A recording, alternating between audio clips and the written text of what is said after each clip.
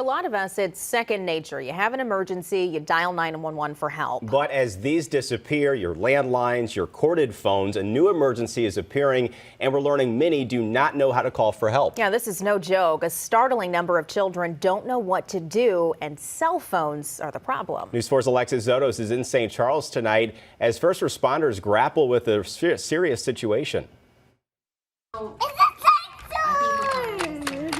3-year-old Raymond and 1-year-old Isaac mean everything to their mom. This is a love like no other. Like, you don't want anything to happen to your kids. And a recent conversation at work got her thinking of what to do in an emergency. She said that her son called 911. He pulled a chair to the wall.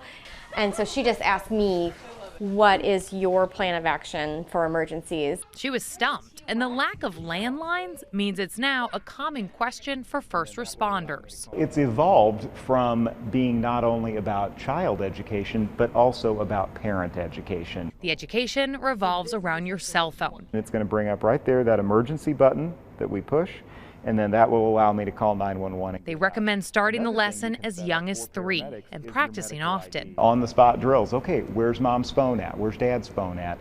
How do we get into it? What button do we push to make that 911 call? A recent study found that 91% of elementary school age students didn't know how to recognize an emergency and didn't know how to call 911.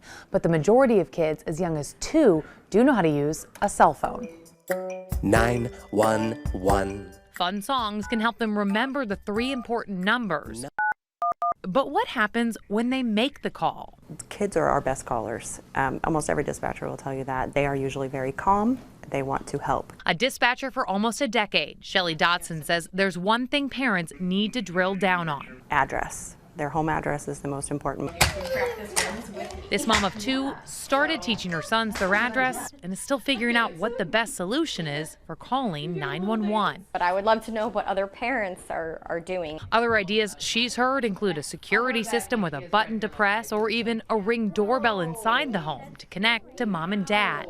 She hopes this conversation can help other parents before 911 is ever needed. What worries me is, the safety of my kids. In St. Charles, Alexis Zotos, News 4.